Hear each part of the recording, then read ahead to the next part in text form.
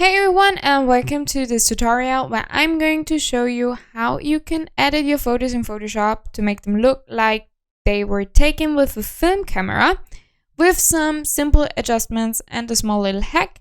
This is the photo right now, how I edited it in Camera Raw. So we're not in Lightroom if you thought that, it's Camera Raw. And we will proceed to Photoshop in a minute. I'm just gonna walk you a bit through these adjustments.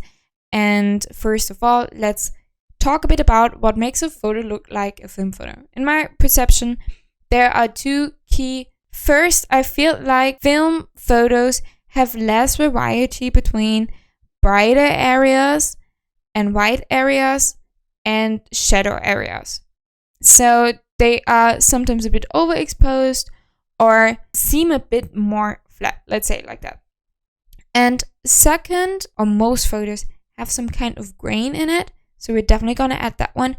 And third, depending on what kind of film you're using to shoot with, of course, they are often kind of super high in vibrance or in like color saturation, depending on what film, of course. Some colors are popping more, others are less. But yeah, with this photo, I decided to go for a bit more of a cooler look. I'm gonna show you the unedited file in a bit. This is as it was shot, and this is now after some smaller adjustments in Camera Raw. Adjusting photos to make them look like film photos, it takes some time and it can be a bit tricky. So this is the result. I first changed the profile here from Adobe to my camera neutral one. I decreased the temperature a bit to make it look a bit cooler, and also slightly, really just slightly, turned the tint into the pinkish purple direction. I increased the exposure to brighten up the brighter areas and also add some contrast. I then also went ahead and decreased the highlights a bit and increased the shadows a tiny bit because that was too much, the contrast between shadows and brightness. And then I increased the whites to make brighter areas, white areas pop. And next, I decreased the clarity a bit because if you see this photo as it was before, it's super extremely sharp. And usually with film photos, if it's an old film camera, you don't really have that. So I decreased this a tiny bit, not too much. You don't want a completely blurry photo, just a tiny bit. Like this, and then I increased the dehaze. And then I went ahead and, as I said, more vibrant. It also matches this photo. This is what I did here. And next, a lot of magic actually happens here. Let me just reset these channels. This looks super flat right now. And now if I edit back, you can see some of the areas. The highlights pop a bit more and there's a bit more contrast. Here, I just tried to make her skin tones still look nice to give it a bit more of an orangey tone for the reds, for her lips, while also turning the oranges a bit more in a reddish tone. And yellow is also in the light here and in the background. So I made it a bit colder, because I wanted my overall look to be a colder film look, and then some further adjustments to the blues. This is how we are next going to open it and then apply some more changes in Photoshop. First of all, what I'm going to do is adjust the brightness. I'm going to increase the brightness a tiny bit more and decrease contrast. And then next, I'm going to go to levels. First, let's adjust the levels on a light base, so to say, and then later RGB, and then later go to every channel separately.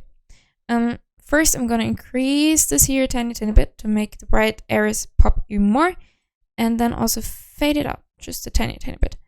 I also want to decrease this a bit and lift it up here. This is the change, kind of small, but let's go on to the red areas. What I'm going to do is actually add some more blue tint to the shadows by changing this value just a tiny bit, and also this one a tiny bit. Let's move this back here, okay? And then actually lift it up here. the shadow areas to make them a bit more reddish. Just like the really dark areas. Something like this. Next I'm gonna move on to the greens really quick. I don't want to make it much green, yellow greenisher. So I might just like change this value here a bit again. I don't want it to be too pinkish in the highlights. Let's just like reduce this a tiny bit more to like make her skin color look a bit more even. Next, go on to the blue. Add a smaller pinkish tone here. Make it a bit warmer even. Just like a tiny bit over here. I think like this is a nice cool look. This was it before. This is it now. And next, what I'm gonna do is actually also adjust the exposure a tiny bit. I want it to be a bit darker, just a tiny bit, and fade it out. Oops, fade it out a tiny bit more. Let's just go here, just really slightly, and do this. I think like this. It's actually quite nice. And so let's make a group out of this and see before and after. And now comes a little hack, because what you can apply in Photoshop is actually an adjustment layer called color lookup. A LUT, as it is called, saves color information in a 3D cube, so to say.